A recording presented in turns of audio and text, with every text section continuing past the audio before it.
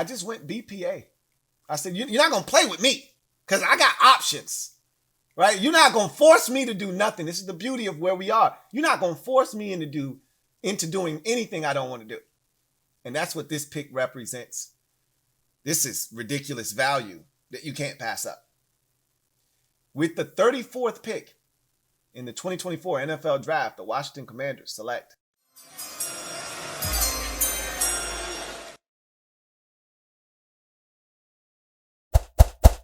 Johnny Newton, defensive Illinois. This is a first-round pick all day long, all day strong. I mean, this is a guy that has production, that gets to the quarterback. You could argue is the most dominant interior defensive lineman in this year's draft class. And he's sitting here at the top of the second round? What? You think I'm going to pass that up? I don't give a shit that we have Daron Payne and Jonathan Allen. I'm not passing on that type of talent sitting there at the top of the second round. Guess what? I got a pick in 2 selections. I can get my tackle then. I don't have to select him right now at 34, right? But I'm going to take Johnny Newton because I don't expect him to be here much longer. Now, you could flip this pick for somebody that sees Johnny Newton sitting here at the top of the second round and get even more draft capital. I'm not doing it. I'm taking this talented football player, adding him to the mix. You know what you could do with a defensive front that features Jonathan Allen, Daron Payne, and Johnny Newton? You know you could put them all on the field at the same time, right? You know that is allowed. You don't think Dan Quinn is going to get freaky with that? Man, what? Anyway, the Washington Commanders do this.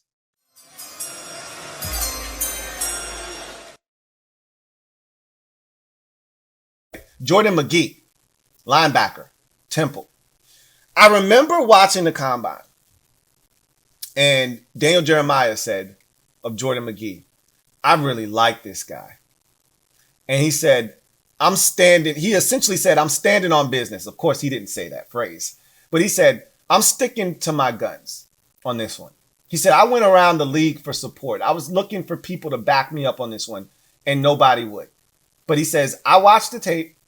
I like this guy. He's got some snap to him. He said, especially as a blitzer. And that perked my ears when he said, especially as a blitzer. I went, doop, doop, doop, doop, doop, doop, doop. Did you just say blitz? Dan Quinn? Are you listening? So he says, especially as a blitzer, and then he goes and runs a 4.5 140 or 4.5 540 or whatever it was. And I go, a little bit of speed. Blitzer, you say? Then I look at his numbers and I see tackles for loss. I said, well, let me just go take a look, see, why don't we? And I saw a guy that would fit really good here in Washington. Is he a guy that comes in and plays this year? No, you got guys. Is he a guy that could learn from Bobby Wagner, learn from Jamin Davis, learn from Frankie Louvu, and step in next year potentially? Abso-freaking-lutely. Why not take a flyer on a linebacker at the end of this draft? It's what Adam Peters has done best. This could be our Dre Greenlaw. This could be our Azeez Al-Shire. Or not. Or not. You don't know if you don't try. We move on. We're not done shopping. And we got the very next pick in the 5th round, 153rd overall. Let's see what they do.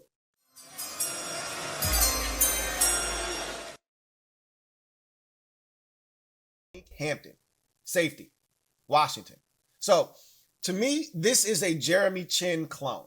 All right, this is your Jeremy Chinn insurance policy. If Jeremy Chinn is to get hurt, if Jeremy Chinn is to leave in free agency next year, you have his replacement already on the roster. He plays like Jeremy Chinn. He looks like Jeremy Chinn. He's not as fast, but he's close. He's damn close. Jeremy Chinn ran like a 4.45 at his combine.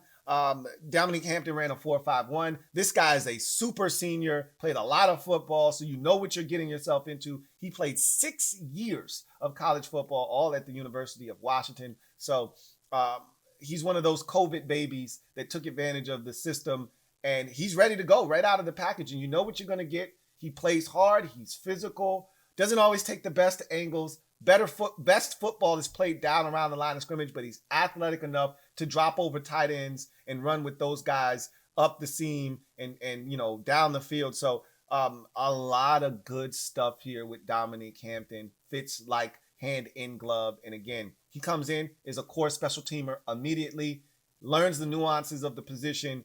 And again, in week 6, if something were to happen to Jeremy Chin, you could insert Dominique Hampton, and there's no drop off. If Jeremy Chin kills it this year and wants big money, and you're like, nah, bro, we can't give you that. Dominique Hampton, you up. That's what I see this as. An insurance policy. LouieTeeNetwork.